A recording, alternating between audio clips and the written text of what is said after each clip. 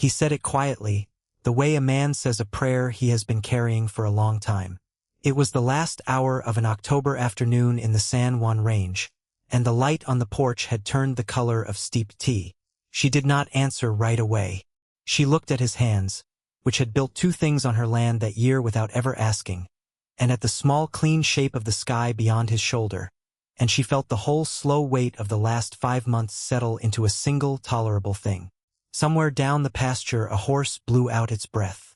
That is where this story ends, and that is where it begins, and if you will sit with me for a while I will show you how a widow with too much silence and a stranger with too little home found their way to that porch, and to that line, and to the choosing of it. Her name was Ellen Rourke. She was 34 years old that spring of 1887, widowed 19 months, and she owned 412 acres of good creek bottom land 8 miles west of Durango, in the shadow of the San Juan Range. She had been born in a Pueblo boarding house to a mother who taught piano and a father who never stayed, and she had come west at 21 with a husband named Thomas Rourke, who had promised her a house with an east-facing window and a life that did not require her to make herself smaller. He had kept the first promise.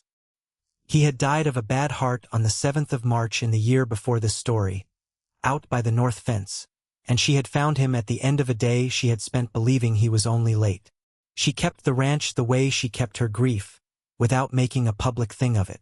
She ran 41 head of cattle and a garden too big for one person and a dog named Roan who was 10 years old and slept in the kitchen. She was not lonely in the way the town of Durango thought a widow was supposed to be lonely. She was quietly running out of the kind of hours that could be filled by work alone.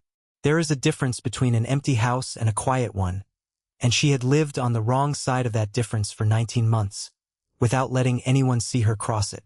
His name was Caleb Merrick. He was 36 that spring, unmarried, born in a mining camp in Leadville to a father who had died in a shaft collapse and a mother who had taken in laundry until her hands would not close. He had learned early to work like a man who owed the world a debt he could never quite name. He had been a wrangler in Wyoming, a fence builder in New Mexico, a carpenter in Silverton, and now he was walking the road south with a canvas bag and a coil of good rope and a letter folded twice, meant for a job that was no longer waiting for him. He had $11.40 in his pocket. He had not slept under a roof in 6 nights. He had not spoken to anyone in 3 days except to buy a heel of bread from a woman at a crossroads store.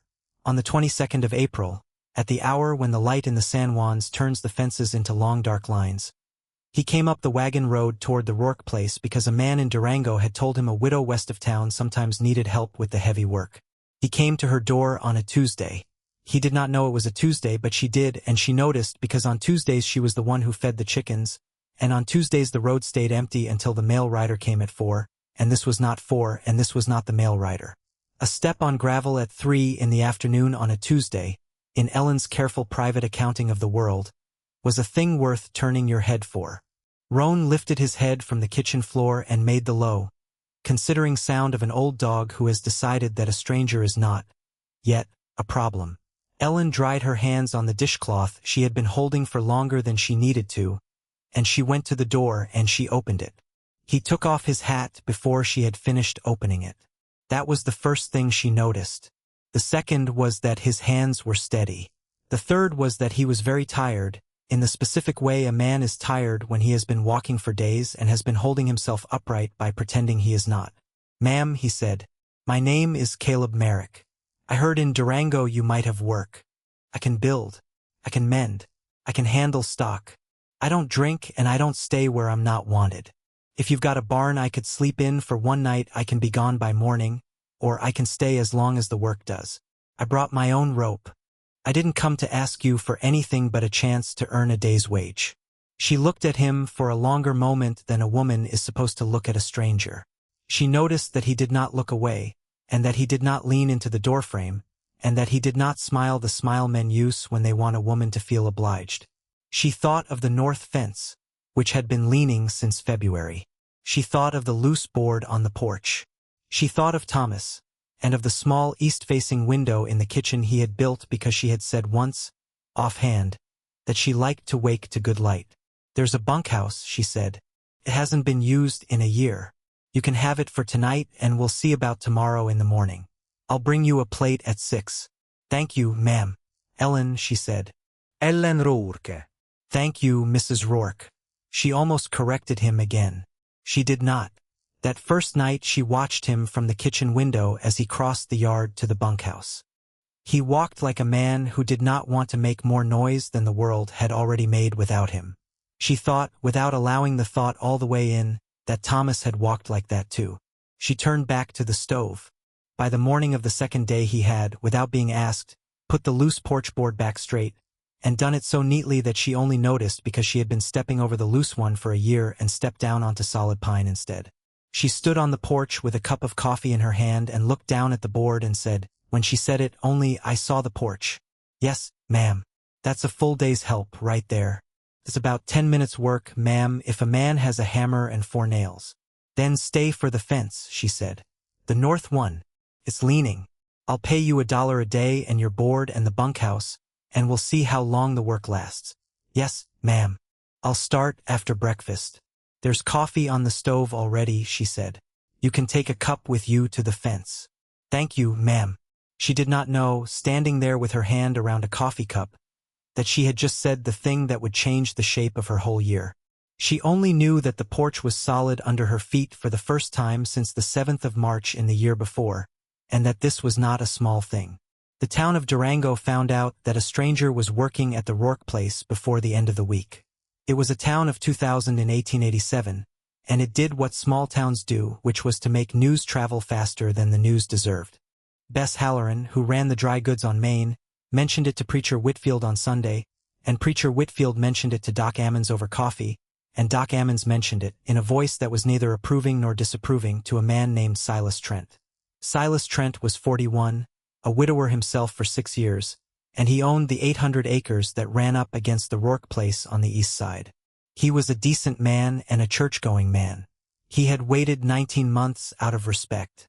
He had begun, that April, to think that perhaps 19 months was long enough. He did not come to see her at first. He was patient in the way certain decent men are patient, which is to say he believed the world would eventually deliver what he had, in his own estimation, earned by waiting quietly. On the second Sunday of May, at the church picnic behind Whitfield's, he stood beside Ellen at the pie table and asked her whether her north fence was giving her trouble, and he said it without looking at her, the way a man says a thing he has rehearsed alone. There's a man working on it, Ellen said. A hired hand. He's mending it out to the creek. A hired hand, Silas said. He turned a slice of pie over on his plate. That's fine. That's fine, Ellen. If he doesn't finish it out, you let me know. I've got 2 boys of my own I can send over. I'll let you know, Silas.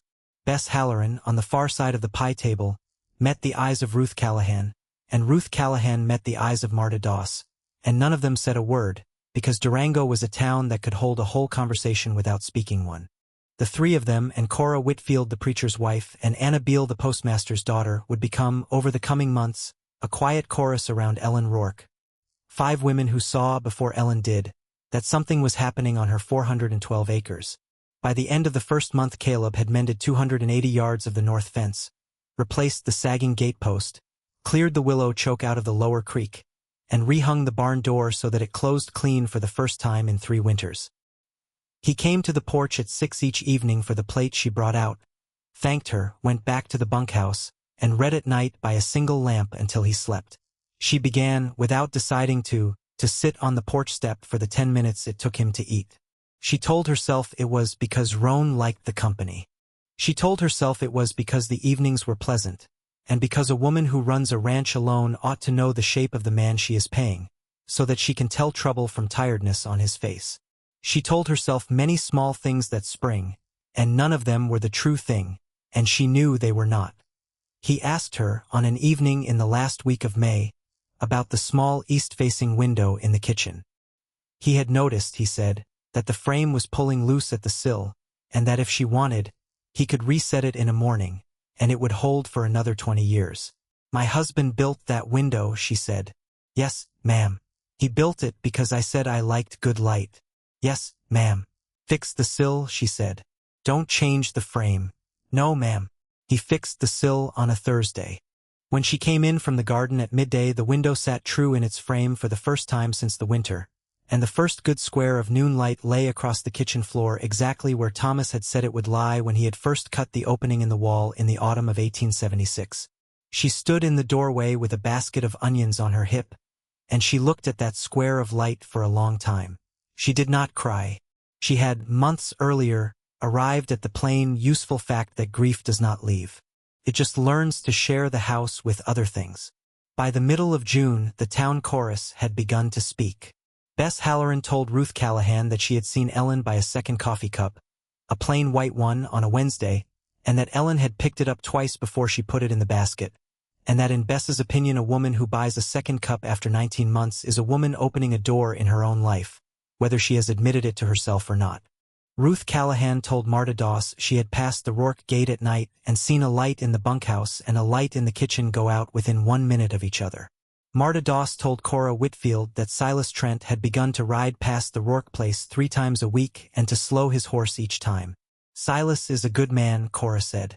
He is a good man, Marta agreed. But a good man is not the same as the right man. That, Cora said, is a whole sermon in one sentence, Marta. Silas is a good man, Cora said. He is a good man, Marta agreed. But a good man is not the same as the right man.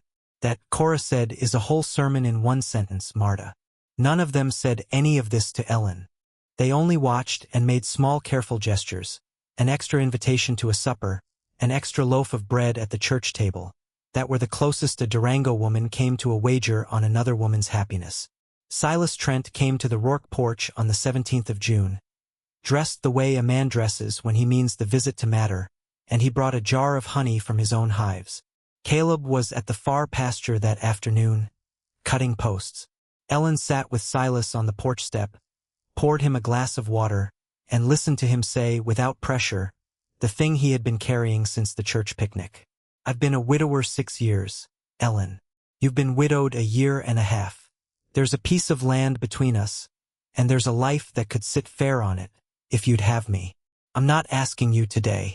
I'm asking you to know that I'm asking and to think on it and to tell me in your own time. I don't want to press you. I only want to be honest about where I stand, because I owe you that.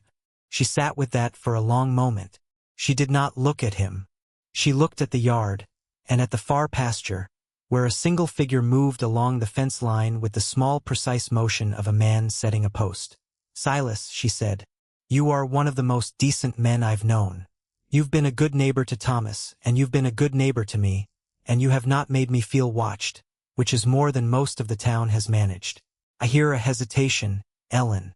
You hear a hesitation, she said. He nodded. He looked at the honey jar he had set between them, and he tapped the lid once with his thumb, and he did not, to his credit, argue. Then I'll wait, he said. That's the fair thing. I'll wait, and I won't ask again until you tell me I can. Thank you, Silas. You'll tell me either way. I'll tell you either way. He stood. He put his hat on.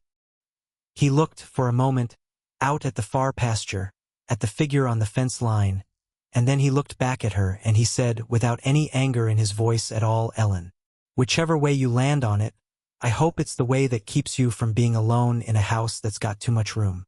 That's all I want for you. Truly. He rode out. She sat on the porch step a long while after.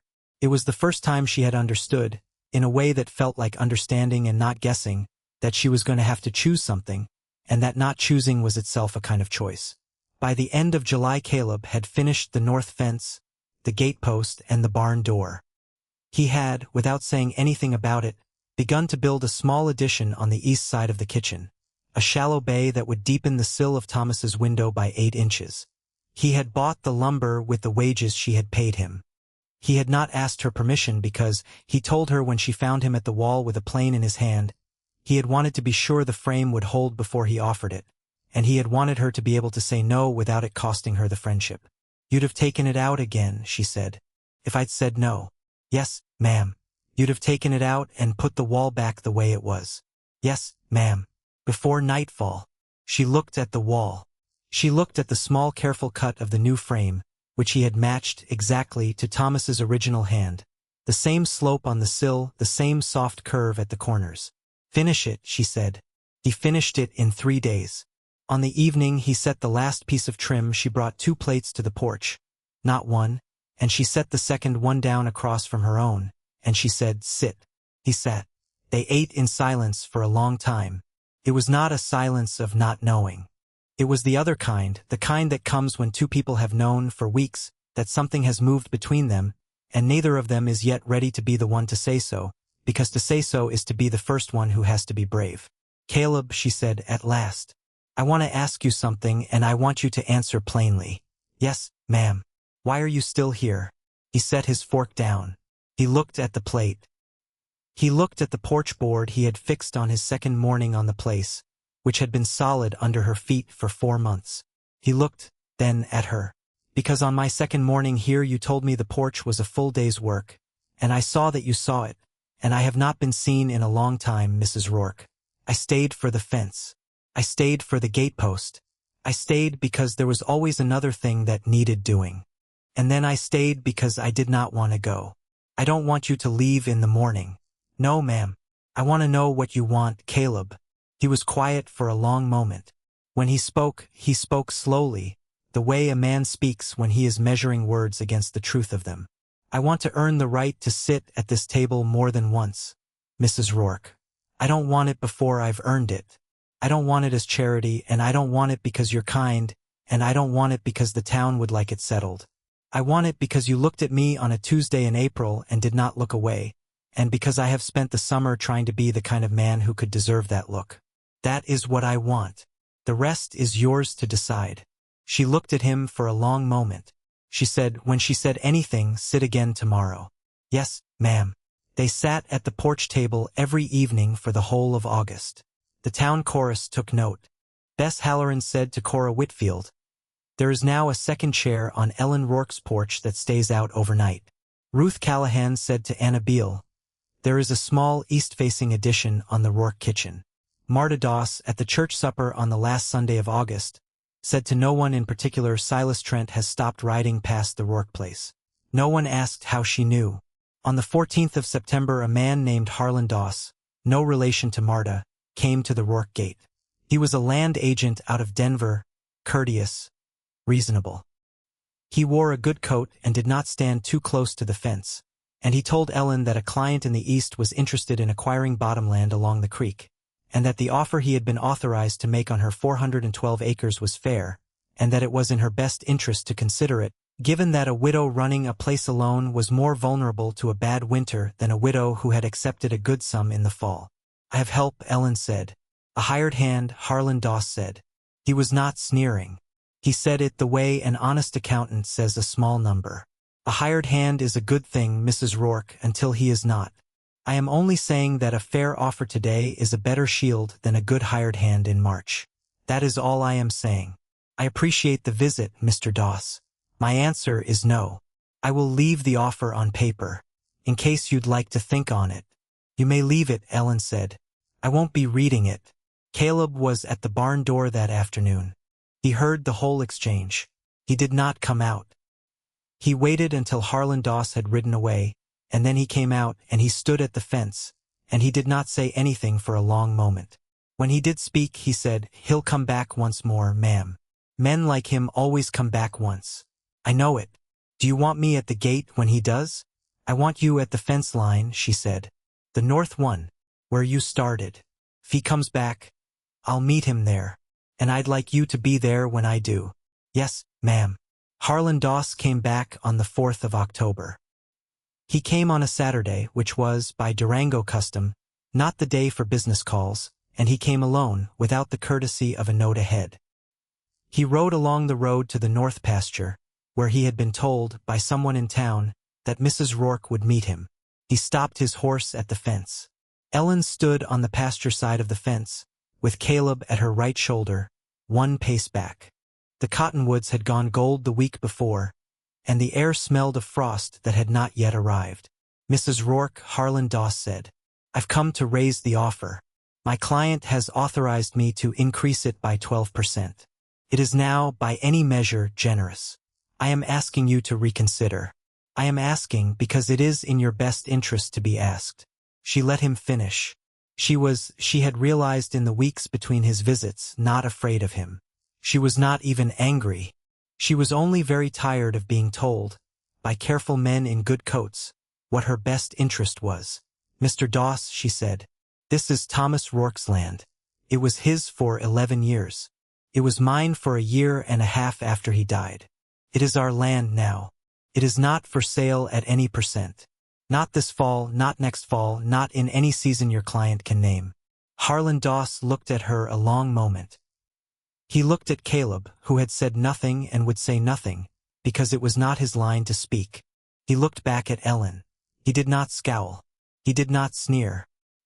He took off his hat, once, briefly, and said, "That is a clearer answer than I have had from most, Mrs. Rourke. I don't agree with it. I think you are turning down a shield that will matter in a hard winter. But I've been in this work long enough to know when a no is a no. I won't be back. I wish you well." He put his hat on. He turned his horse. He rode. Ellen watched him go. She did not move for a long moment. Caleb, at her right shoulder, 1 pace back, did not move either. "Our land," Caleb said very quietly. He did not say it as a question. "Our land," she said. She turned to him at the fence, at the north fence he had mended in the first month, at the exact stretch where he had set the first new post in May.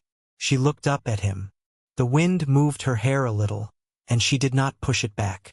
"Caleb Merrick," she said, "you opened your door to a stranger. You showed up on a Tuesday in April, and you took your hat off before I had finished opening the door, and you did not lean on the frame, and you have spent 5 months building things on this land you have never asked to own. I have watched you. I have been watched by half of Durango watching me watch you. And I am telling you now, at this fence, that I would like you to stop sleeping in the bunkhouse. Mrs. Rourke." "Ellen. Ellen. I would like you to sit at the table in the morning as well as the evening. I would like you to be the man whose name goes beside mine on the deed of this land, and on the door of this house. That is what I would like. I am asking you at this fence because you built it, and because a woman ought to ask a man in the place where he has already shown her his answer." He did not speak for a long moment. He took his hat off. He held it in both hands. "Ellen Rourke," he said, "yes. Yes to all of it. Yes at this fence, and yes at the porch, and yes at the deed. I have been trying to earn the right to be asked since the first morning I set foot on this ground. Yes." She did not throw her arms around him. That was not her way. She only reached up once and put the flat of her hand against the side of his face for the length of one breath, and said, "Then come home for supper, Caleb. In the house. Tonight." "Yes, ma'am." "Ellen. Ellen." They walked back along the fence toward the house. Roan came out to meet them at the yard gate. The cottonwoods along the creek had gone the color of good bread crust, and the sky above the San Juans was the deep clean blue of an October afternoon that has forgotten how to be anything but itself. They were married on the 2nd Saturday of November by Preacher Whitfield. Bess Halloran stood as Ellen's witness. Doc Ammons stood as Caleb's. Silas Trent came, shook Caleb's hand at the door, and said, "You've got a fine woman, Merrick. Be worth her." Caleb said, "I intend to, sir." Silas said, "Good," and left before the cake, which was, in the estimation of the town chorus, the most dignified exit any decent man had made in Durango in 10 years. They rebuilt the small kitchen addition together that winter. Caleb widened the sill by another 2 inches. Ellen sanded the frame by hand. She worked the paper along the pine grain the way Thomas had taught her to work paper along a fresh cut in the winter of 1877, and Caleb, seeing her hand move, did not correct it and did not comment, and only quietly matched his own strokes to hers, because he had understood, without needing to be told, that some frames are built by more than one man's hands and are not the worse for it. On the first morning of April, in the year after, the first square of sunrise light lay across the kitchen floor exactly where Thomas had promised it would lie in 1876, and exactly where Caleb had promised it would lie in 1887.